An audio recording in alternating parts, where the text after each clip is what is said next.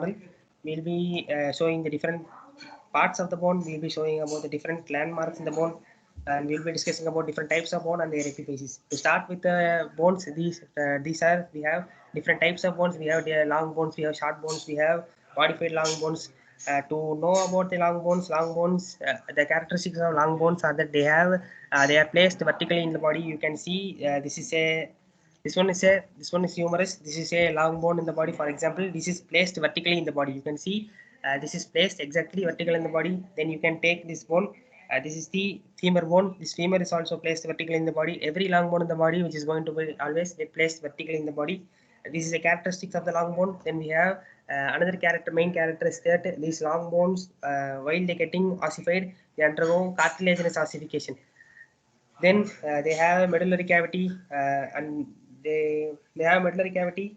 These are the main character. They have two epiphyses. You can see here two epiphyses. There is a two ends in the femur. So these are we call it as epiphyses. There are two epiphyses and one shaft. So these are the main characteristics of the long bones. But we have a modified long bone in our body, and this modified long bone is known as the clavicle.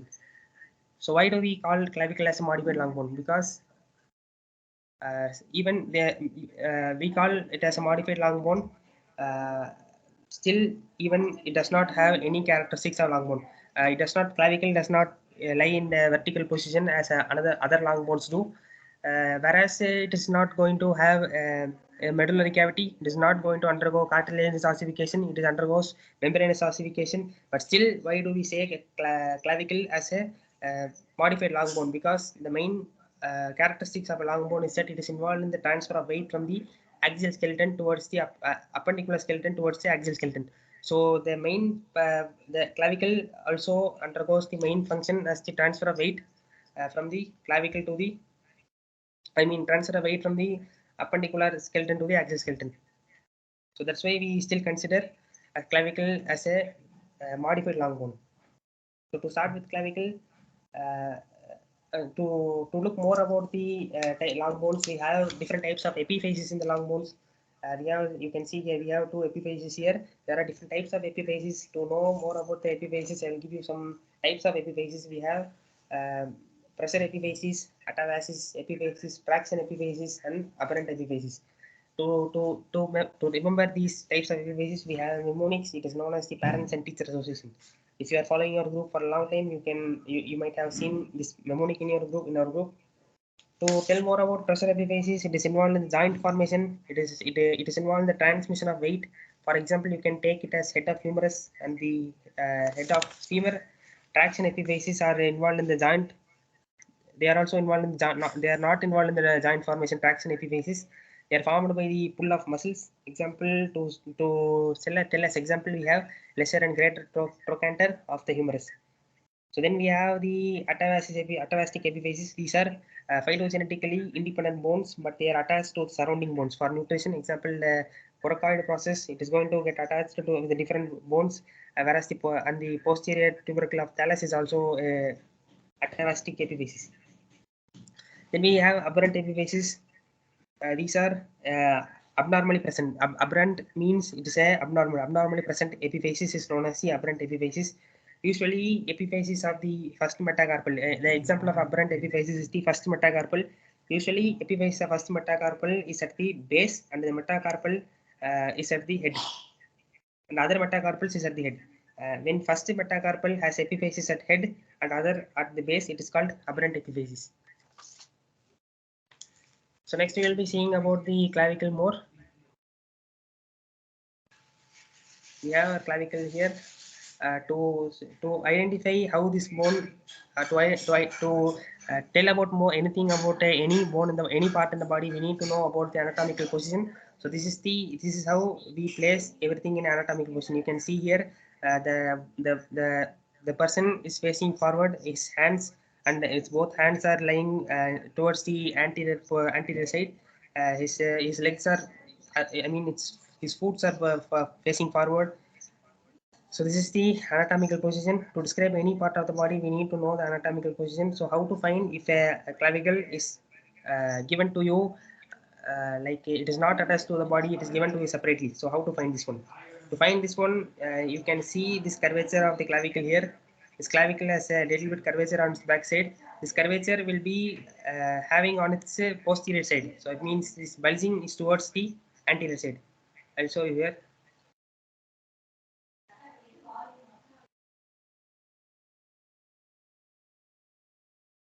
See this bulging will be towards the anterior side.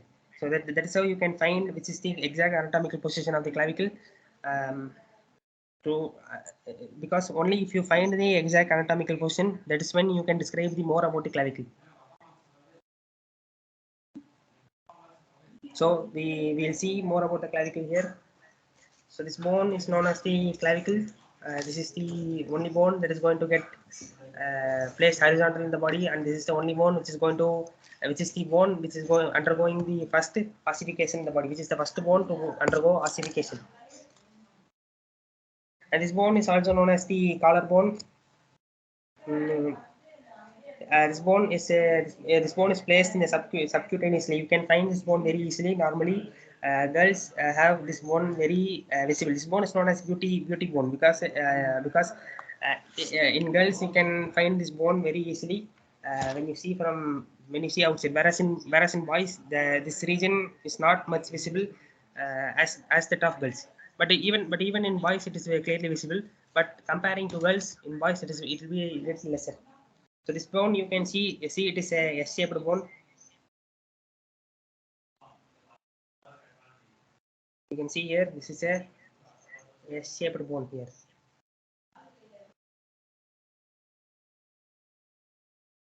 You can see the S shape here. So that's why we call this bone as S-shaped bone. And this bone is involved in connecting the upper limbs. It connects the upper limbs to the trunk. That is the towards the that is the it connects the appendicular skeleton with the axial skeleton. So this joint is a synovial joint. So the joint it is going to make is a synovial joint. We have two extremities in this bone. We have the sternal end and the we have the sternal end and the acromion end. I'll show you the sternal end and the acromion end here. Can you see?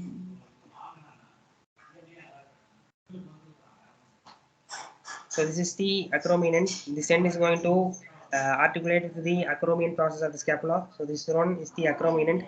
And next in this end we have our in this end will be having our sternal end. This end is going to get articulate with the sternum of our axial skeleton.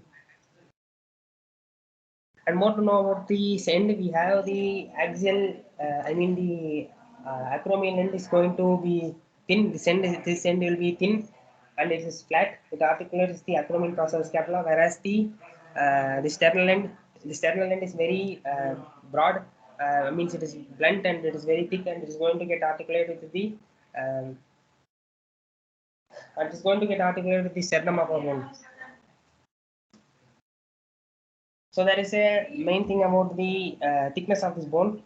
This is one of the very common bone that is going to get fractured in our body. The main reason for its fracture is that it is mainly involved in the main bone which is involved in the weight transmission from the appendicular skeleton to the axial skeleton. Since being it is very uneven in its thickness, it has a two-third part in one thickness and the rest one-third part is in another thickness. From the sternal end, the two-third part is around thickest, and from the acromion end, the one-third part is the thinnest.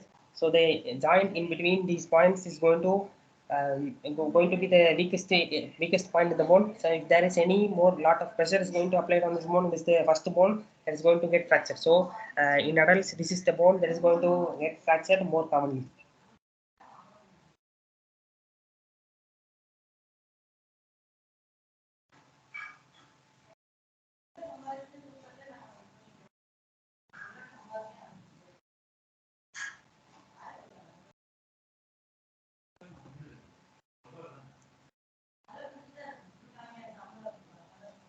So next we will be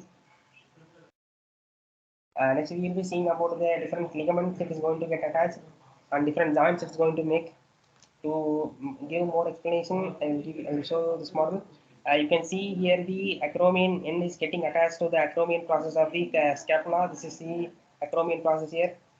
This process is known as the acromion process. Near the green highlighted one, we have the acromion process. The acromion process is going to get attached with the clavicle, and here we have the sternal end, which is going to get attached with the sternum. As we saw before, it is going to get attached to the sternum. You can see clearly in this model. The joint it is going to make here in both the ends is a synovial joint. Near the acromion end, this is the acromion end. On the lower side is present the conoid tuberosity. On its lower side, near the acromion end, we have a tuberosity known as conoid tuberosity. I'll show you here. So, if you take this as anatomical position, this is the anatomical position. On the lower side, we have the tuberosity here. This tuberosity is known as the conoid tuberosity. This is going to give attachment site for the a ligament, which is known as the conoid ligament, which is a part of coracoclavicular ligament. And to see more, we have different parts in the clavicle. I will show you every part here. We have body of clavicle. This is known as the body of clavicle. The part between the two ends is known as the body of the clavicle. And next we have the articular facets. These are the sites for articulation. This is the articular facet in the acromion. This site is going to get attached to the acromion process. Here is where the acromion process of the scapula is going to get attached here. This is the articulation site here between the clavicle and the acromion process. The next we will be having our sternal facet like same way. This is going to be in the sternal end. This is the end that is going to get attached to sternum. This end we call it as sternal facet. So then we have two surfaces here. We have our inferior surface and the posterior surface. This is the anatomical position, and when we go just we turn this bone little bit, we can see the inferior surface, whereas this surface is known as the superior surface. You can see the superior surface here. This is the superior surface here, whereas this is the inferior surface. So to show this is the anatomical position, we have superior surface. The red line below the red line is the inferior surface.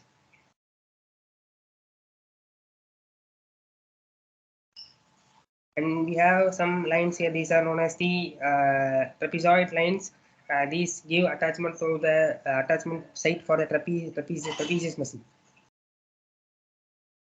Next, we see about different margins in the bone. We have anterior border. This is the anterior border. These lines anterior in the anatomical position. We see this line is between the superior border and the superior surface and the inferior surface. This is the anterior border. And next we will be having the posterior border on the back side of the bone. This is the anterior surface. I mean, this is the anterior side, and this is the posterior side. You can see the same as the anterior border, but the same which is going to get lie in the posterior side. And next we have coracoclavicular tuberosity. So this is the coracoclavicular tuberosity here. And the muscles that is going to get attached to the clavicular ligament. There are different on the muscles and ligaments that are going to get attached will be going to get attached on the superior surface and also as well as on the inferior surface of the clavicle. We saw the two different surfaces of the clavicle. These are the sides the muscles are going to get attached here. The muscles that are going to get attached the muscles that are going to have origin from the clavicle are the deltoid and the sternocleidomastoid and the pectoralis major muscles are the muscles that are going to get origin from the superior surface of the clavicle. Then we have insertion of the muscle trapezius here in the superior surface. To remember this, we have a mnemonic known as the delete scenes present in this. Those who follow our group for a long time, you can see this mnemonics we have posted already in our groups. O delete scenes present in this, which means O for origin, delete means deltoid, scenes denotes sternocleidomastoid, present shows the pectoralis major, in denotes the incision, and this denotes the trapezius. The inferior surface on the inferior surface, the muscles and ligaments that are going to get attached are we have the origin of uh, the muscle deltoid is going to have its origin from the inferior surface also. Actually, to tell more clearly, this muscle deltoid is going to have its origin actually from the anterior side. It is more clear, more exact to say it is an anterior side than the say superior and inferior side. But to make it easy, we tell this as both as from it has origin from the inferior as well as the superior side. Then we have pectoralis major, which is going to same as the deltoid. It is going to get attached on the anterior side. To remember this, we have a mnemonic known as original Delhi police in Saudi. The insertion muscles that are going to get inserted here are the subclavius muscle. The mnemonic goes like origin is original is denotes origin, Delhi denotes deltoid, pectoralis major denotes is denoted by the word police. In is denoted by the word insertion, and the Saudi denotes subclavius muscle. And we have two ligaments here. These are the only two ligaments that are going to get attached to the clavicle. So it's not much necessary to we need a mnemonic to remember this one. So we go like corococlavicular ligament and chlorococlavicular ligaments. These are the two ligaments that are going to get attached to the clavicles.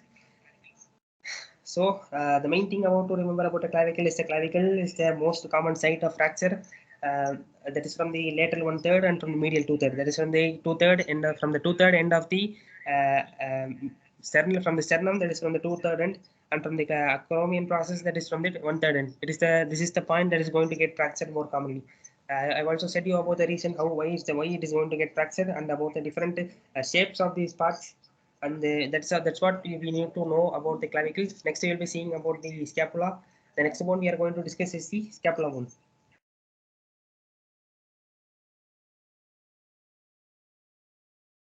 So this is the scapula bone here. This green bone, we call it a scapula. It's also the scapula bone is also known as a shoulder bone. It is also known as flat. It's a flat bone. It's a triangular bone. It is located between the second thoracic vertebrae to the seventh thoracic vertebrae.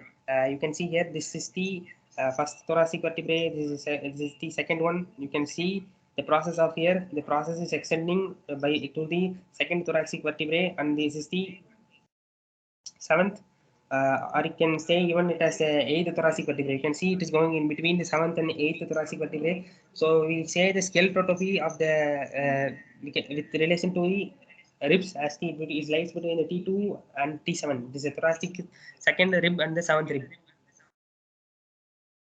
To say more about the scapula, we have different angles in the scapula, we have borders in the scapula, we have surfaces, and we have processes. I will be discussing about everything in detail in this video.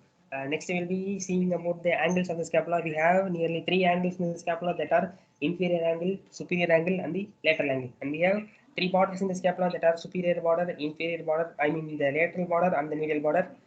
The superior border is going to have its origin for the omohyoid inferior belly muscle, and the lateral border is going to have origin for the teres major and the teres minor muscle. Medial border as its incision of the rhombohyoid and the rhombohyoid and serratus anterior muscles. And we'll be discussing more about these muscles when we see exactly about the borders. As just I'm giving a brief introduction to these things. We have two surfaces in scapula. Those are the dorsal surface and the costal surface. And next we have three processes. That is the spinous process, acromion process, and the coracoid process here. So we isolate this bone here. So there are two surfaces. This is the surface you are seeing here. This is the because this is the surface that is going to get very close to the which is going to be close with the ribs towards your ribs. So that's why we call this as coastal surface, and the surface that is going to be in opposite to this is known as the dorsal surface. These are the two surfaces, and we have different angles here. This angle you see here, this is the superior edge you see here. This is the superior angle. I'll show you here the superior angle here. This is the superior angle. You can see the superior angle here. It is like between on the both sides. Whereas opposite to the superior angle, we have our next angle here. That is the inferior angle. We have the inferior angle exactly opposite to the superior angle. Next, we have our lateral angle. So this is the lateral angle. You cannot see the lateral angle exactly, but you can just this is the joint. This joint between the which is going to be between the this glenoid cavity. We have a glenoid cavity here. This is the glenoid cavity that you see has a depression here. This is known as the glenoid cavity where the humerus is going to get attached here. This is the near this region is the our lateral angle.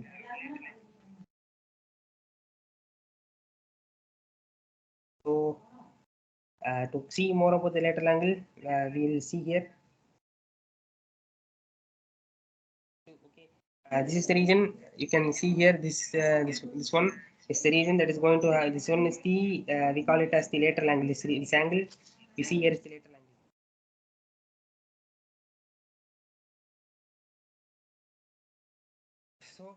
More about the angles. We'll see how these angles are formed here.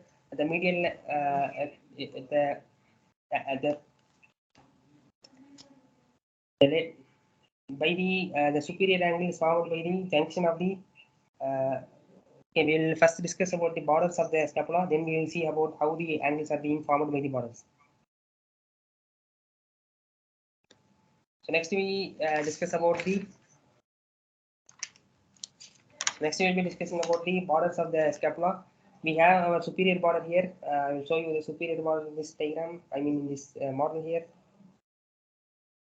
We have a superior border here. You can see it is the green line that is coming on the upper side of the scapula bone. This is known as the superior border. You can see the green line is going as a continuous line. There is a small notch here in between. I will show you. I will tell you about this notch particularly. This notch is going to be a very important site for the different arteries and nerves to pass through this region. This green. This green marked area is known as the superior border. And next we have our medial border. It's medial border. This is the medial border. How to find this as a medial border? This border is going to lie close towards your vertebral column. So that's why we call this border as the medial border. To tell more about the superior border, we saw our superior border in this region. The superior border is short. You can see the superior border is short as compared to the medial border. The medial border you can see it is extending very long distance than that of the uh, it is extending very long distance than that of the superior border. So on the medial border near the coracoid process. So this process you are seeing here. I mean the first process from the screen that you are seeing here is known as a coracoid process. I'll show you if I can show you the coracoid process here.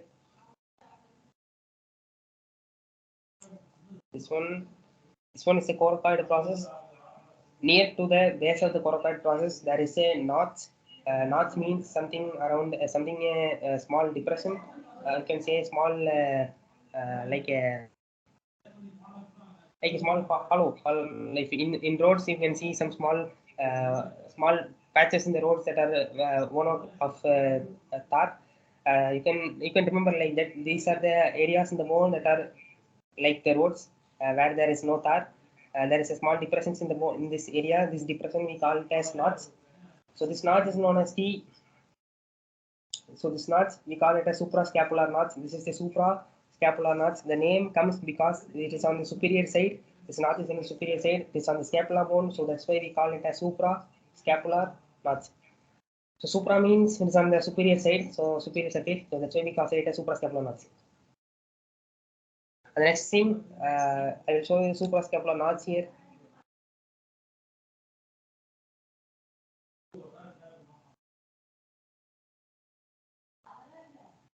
So this is the suprascapular notch. You can see at the base of the coracoid process. You can see at the base of the coracoid process and the superior surface there is a suprascapular notch.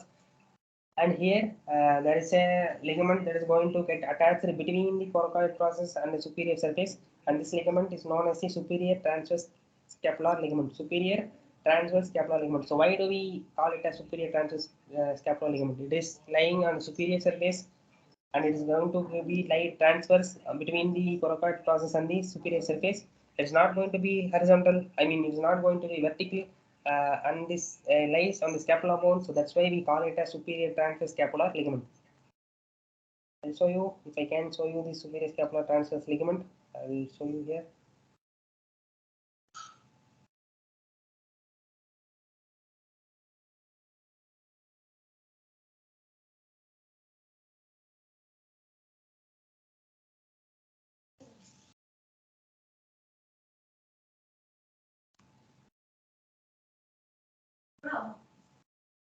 This one you are seeing here. This ligament that white one you see here.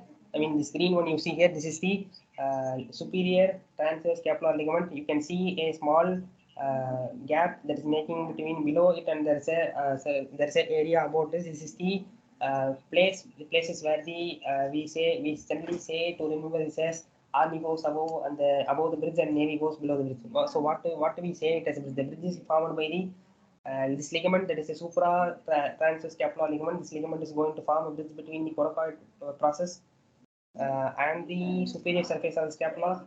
And the army is denoted by the suprascapular artery, and the navy is denoted by the suprascapular nerve. So the nerve is going to pass in this region between under the this ligament, and the artery is going to pass above this ligament. So that's why we say to usually remember this with a mnemonic. It is known as the army goes above and above the bridge, and navy goes below the bridge. So same as before, those who are following our group for a long time continuously, you can know these things were posted already in our group as mnemonics. So the next thing we are going to see about the pins.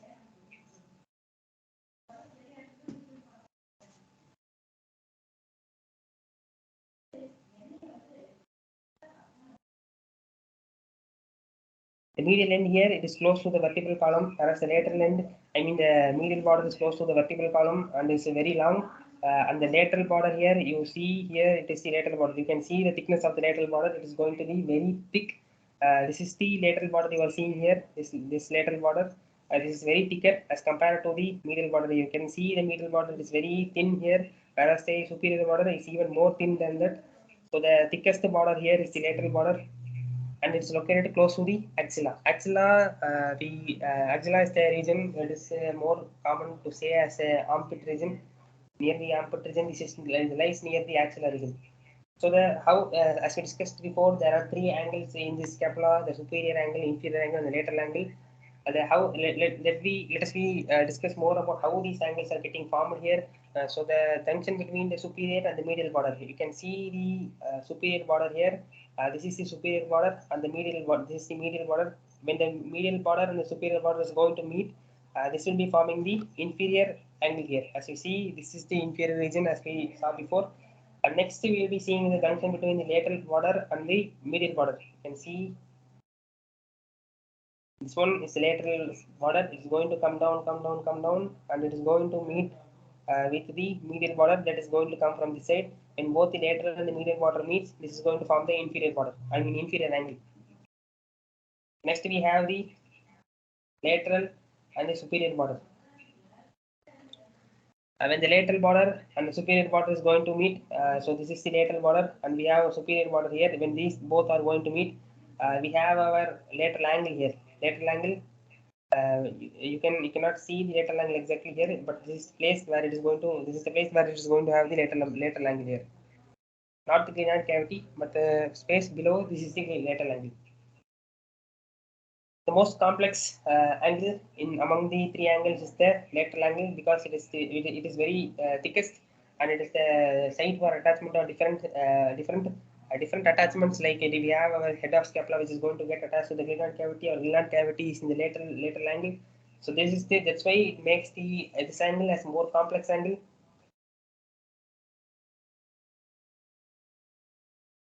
So the next thing we will be discussing about is the glenoid cavity here. The glenoid cavity is the site for attachment of the this one you see this one, the depression here you see in the white color. I mean the white color, or can be someone can be silver color. This is the glenoid cavity. I'll show you a glenoid cavity.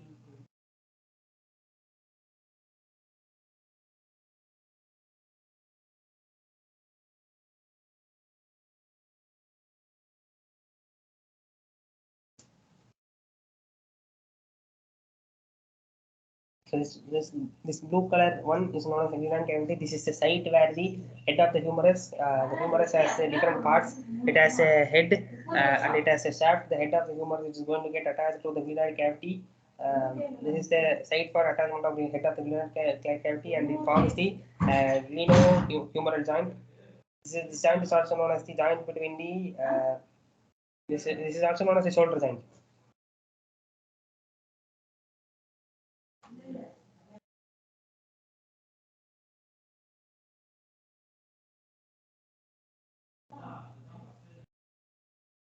So we see a different I'll show you here.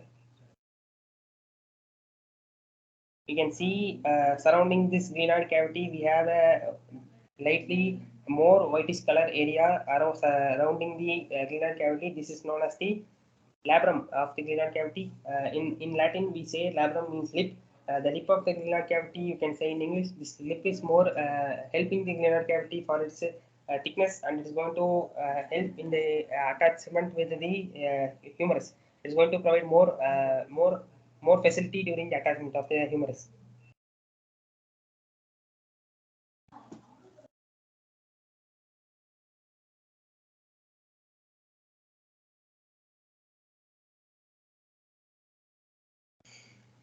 Next thing we'll see about the glenoid tubercle.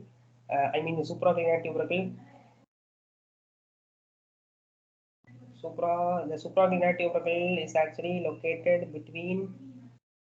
You can see exactly in this region. This is the region. It is going to. This is the. There is a small projection you can see here. This is the region we say it as a supraglenoid tubercle. I will show you in this model here.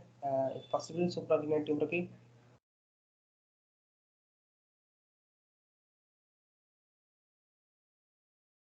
So this one. This is the postal surface. We have a supraglenoid tubercle here,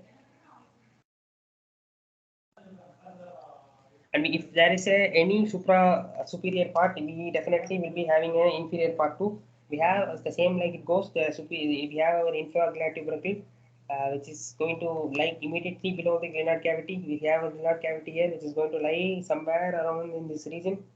So here is going to be the infraglenoid cavity. Infraglenoid cavity is located in this region. So this is the infraglenoid cavity that is located just below the glenoid cavity.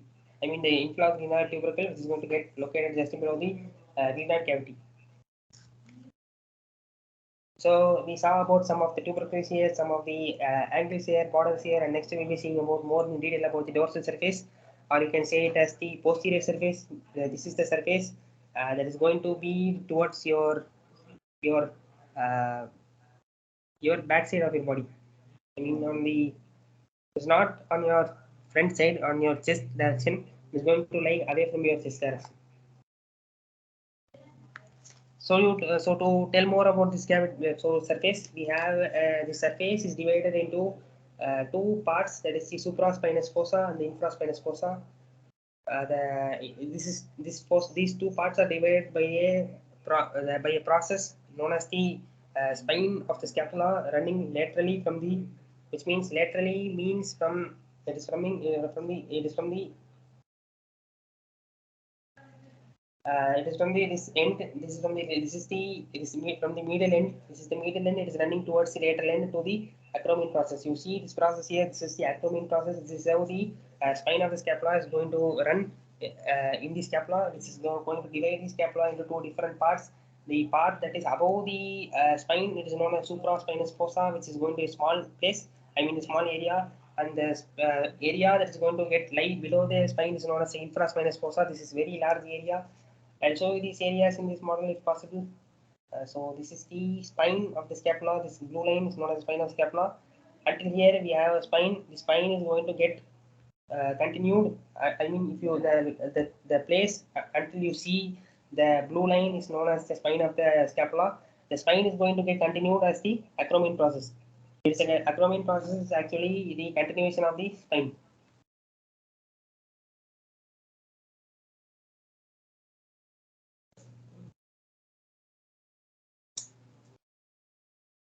So the next thing we'll be seeing about the supraspinous fossa. So this is the supraspinous fossa. You can see the spine is dividing into supraspinous fossa and in infraspinous fossa. The next thing I will see is I will show you about the infraspinous fossa. This is the infraspinous fossa. And we also have another fossa beyond the supraspinous and the infraspinous fossa. But that fossa is going to lie on the costal surface. That is on your anterior side. The fossa is known as the subscapular fossa. This entire region, this is known as the subscapular fossa. Subscapular fossa. So uh, this pink colored area, this is known as the subscapular fossa.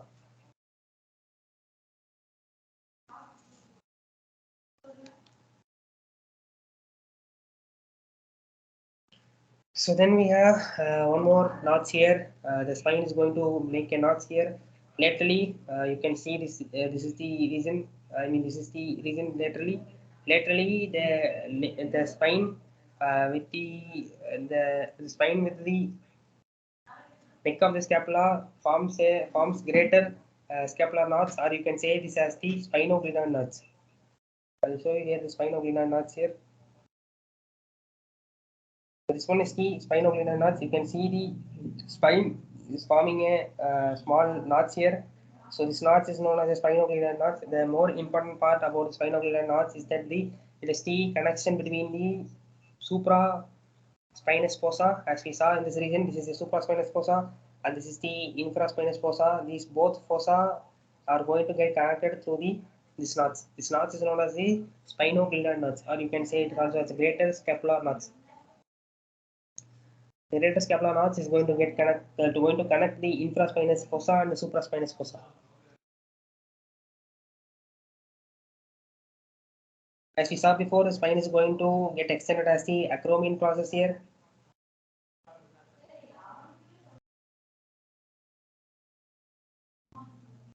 The spine will be continuing as acromion process. So this process is going to to give attachment site for the clavicle, forming the acromion joint, acromioclavicular joint.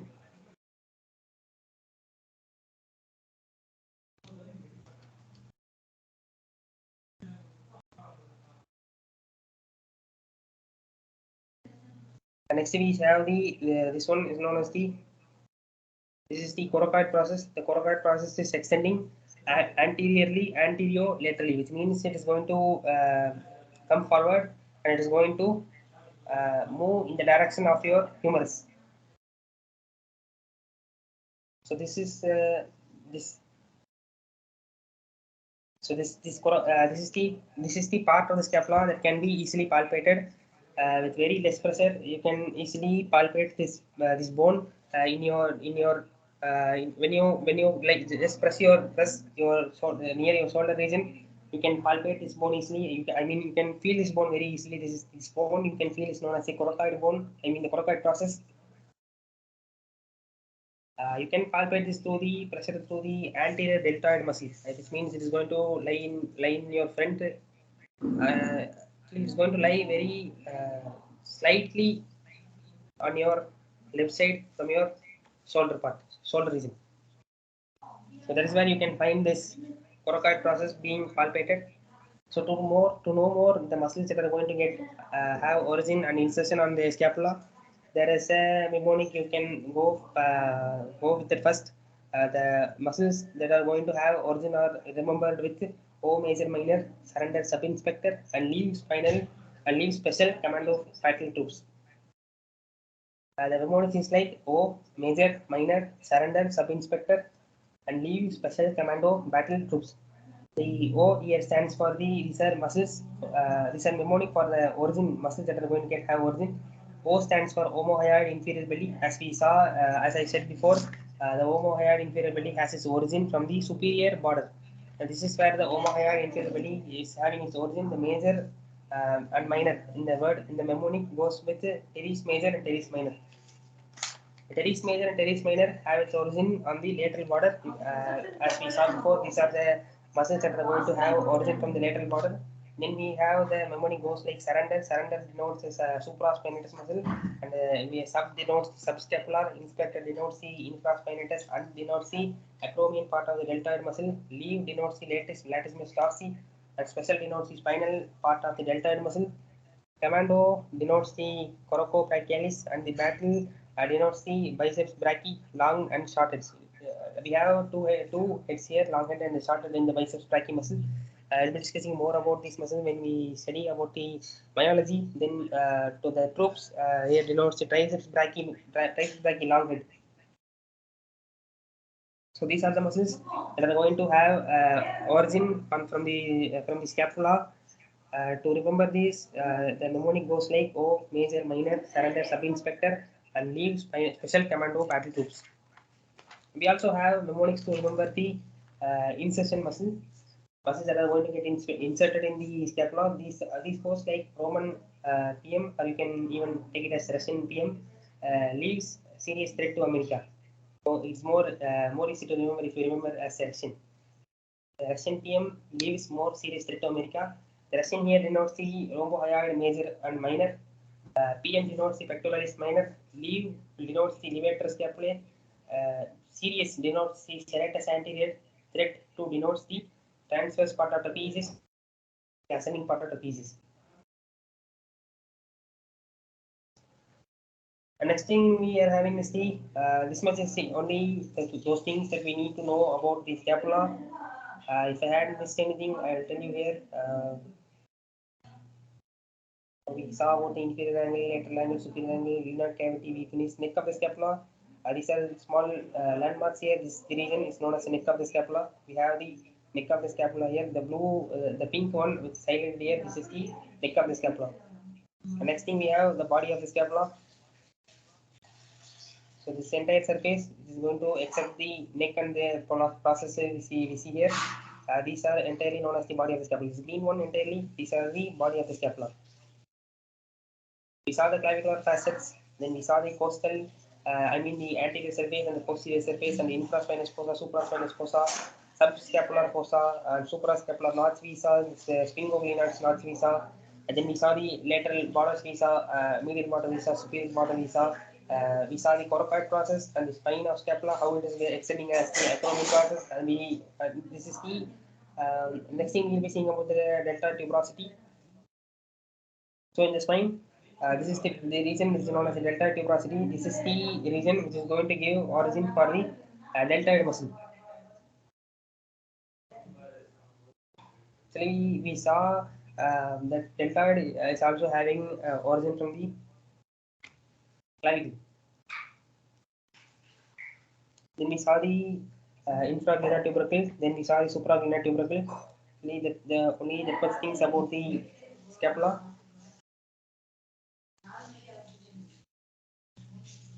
We covered everything about scapula here. So the next bone we will be seeing about is the humerus.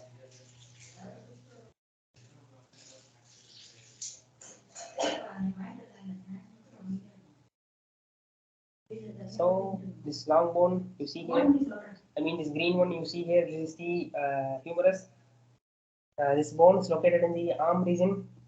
So this bone, this green region is known as the arm region. In the arm region, this bone is going to get located, and this is the longest bone in the upper limbs. We can say this is the longest bone among the all bones in the upper limbs. This bone we have two ends. This end is known as the proximal end, and whereas this end is known as the lateral end. The proximal end is going to get articulated with the glenoid cavity, as we saw before. If you hide this one, hide this one, hide this one, you can hide this two, hide this two, hide this two.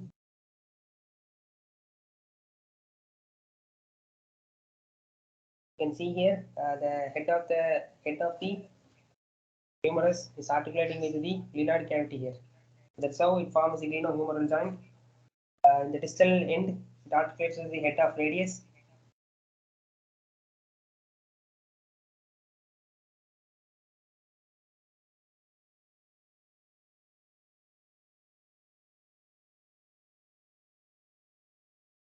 The distal end, this is the distal end. This is the distal end. It articulates with the head of the radius. You can see it is articulating with the head of the radius here, and it is also articulating with the trochlea. The trochlear knots of the ulna, and this forms the elbow joint. And we have different regions in the humerus. As we discussed, it has two ends, the proximal extremity and the distal extremity. This is the proximal extremity, and whereas this is the distal extremity. And between the proximal extremity and the distal extremity, we have the region known as the shaft or the body. To see more about the proximal extremity, we will be discussing more now. This proximal extremity here, this is going to form the glenohumeral joint by attaching to the glenoid cavity of the scapula. This forms a glenohumeral joint. This joint is a synovial joint.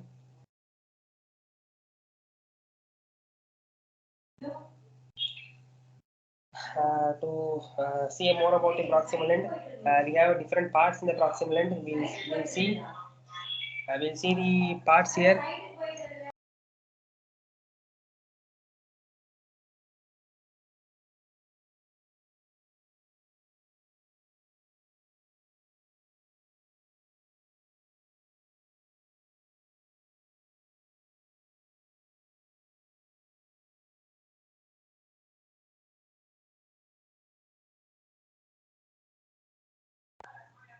The next thing we'll be seeing see in the proximal end.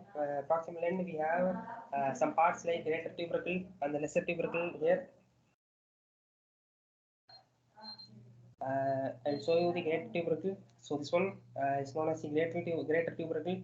You can see the pink region here. This is the greater tubercle, which is located on the lateral proximal end of the humerus. So why do we say it as lateral proximal end?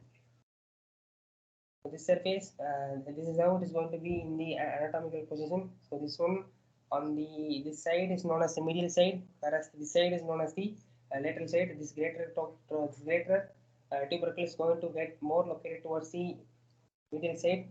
On the medial side, it is going to get attached from the. It is located in the proximal end of the humerus. So the location to say it as more exactly as the lateral proximal end of the humerus, and the lesser tubercle is also located on the medial side. So this is the lesser tubercle. It is located on the medial side from the greater tubercle. So next thing, there is a small gap between the greater tubercle and the lesser tubercle. This gap is known as the intertubercular sulcus, or you can say it also as the occipital groove. To remember the muscles going to get attached here, there is a mnemonic. It goes like lady between two major. That is latissimus dorsi, teres major, teres minor.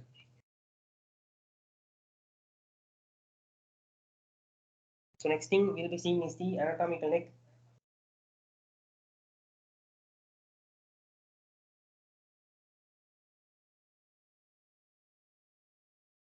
The next thing here, this is the anatomical neck here.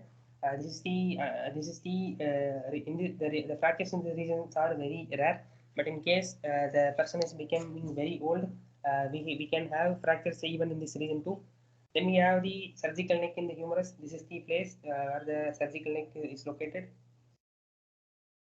So this is the place where the fractures are going to be more common, if there is any fracture associated to the surgical neck, we have a correlation with this surgical neck. We have the axillary nerve which is going to pass nearby through this region. If there is any fracture that is going to happen to the surgical neck, it's going to affect the axillary nerve and it's going to have impact on your movements of your hands.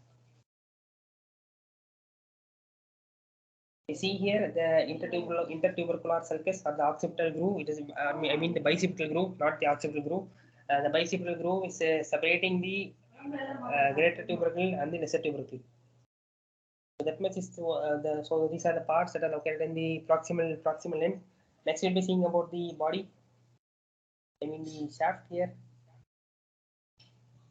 In the shaft we have a deltoid tuberosity on the anterior lateral surface. Means this is the anterior surface, anterior lateral.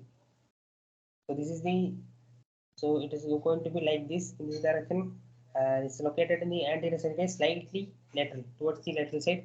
So that's why the delta velocity is located on the anterior lateral surface near the middle of the shaft. As you can see here, this is located near almost near the middle of the shaft. It serves as an attachment site for the deltoid muscle. The deltoid muscle is going to get attached in this region.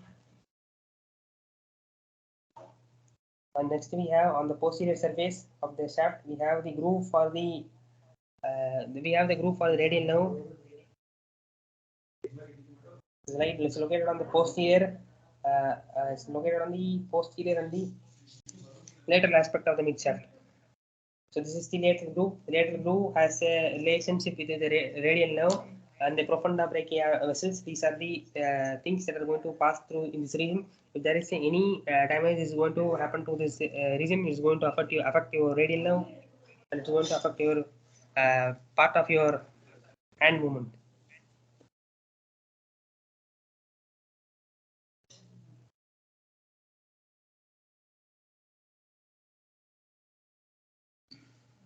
So next thing we'll see is the medial scapular condyle ridge.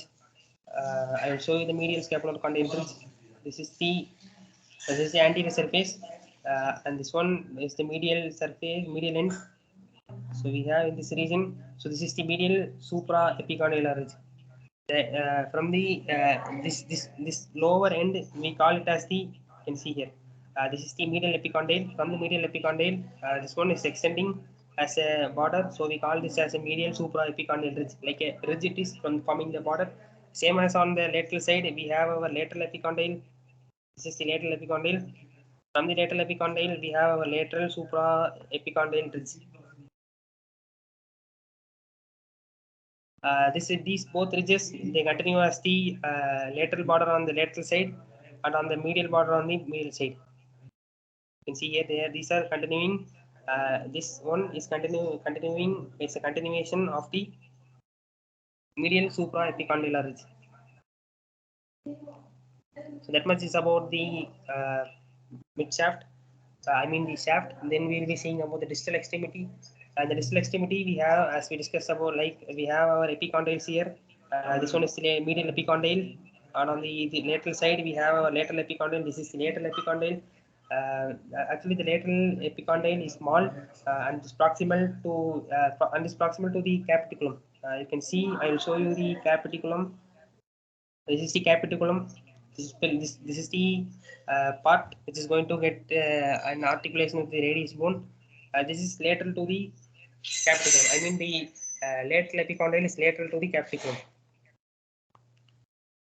and it acts as a site for attachment for common extensor tendons. An inflammation of the extensor tendons here is causes the lateral epicondylitis. Any inflammation ends with itis. So the next thing we see about the medial epicondyle is the medial epicondyle is larger and is larger than that of the lateral epicondyle, and it lies proximal to the trochlea. Like it is very close to the trochlea. You can see this is the trochlea. It lies close to trochlea. So that's why we say it as a proximal to trochlea. On the posterior surface of the medial epicondyle, this is the so far we saw about the anterior surface. Now we will be seeing about the posterior surface. We have our small groove here. You can see a small groove here. This groove is for the through this groove we can see the ulnar nerve is going to pass, so we call it as the ulnar sulcus. So the main thing about the ulnar sulcus is that the ulnar nerve is going to pass.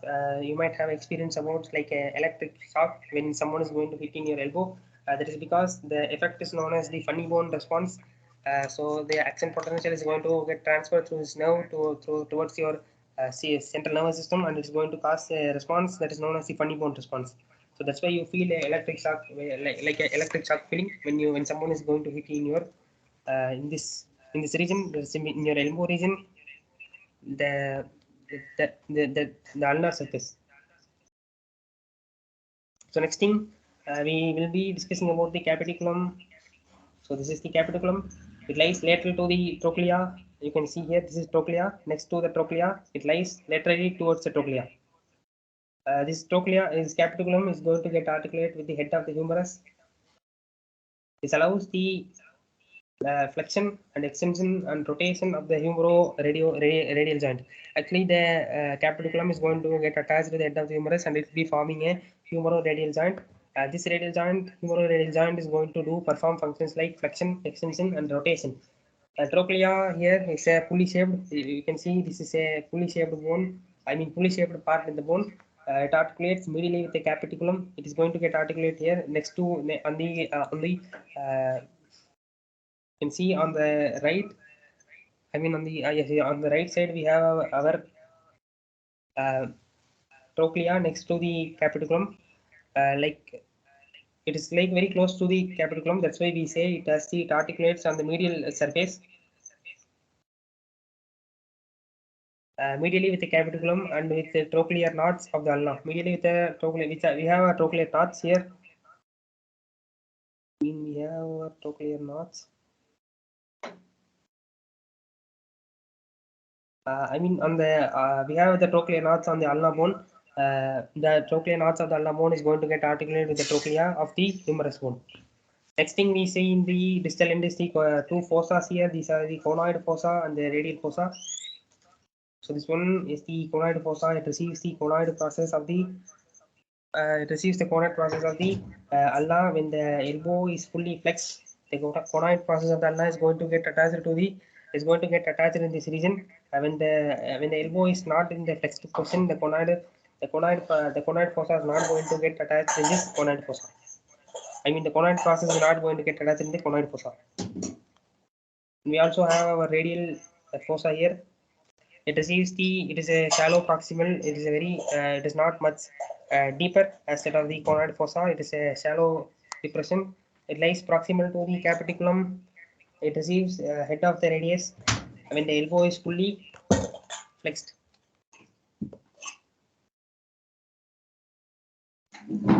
Then we have another fossa. It is known as the obliqueron fossa. Obliqueron fossa. So this is the fossa, and it lies on the posterior side of the humerus. It receives the obliqueron process of the ulna when the elbow is extended. But when the elbow is flexed, it does not receive the process. So these are the main things that we have to remember about these parts of the bone. So only this much is about the upper limbs for this session. So from the next session, we will be continuing more about the radius bone and the ulnar bone and the wrist bone and the phalanges bone. I mean the hand bones and the phalanges.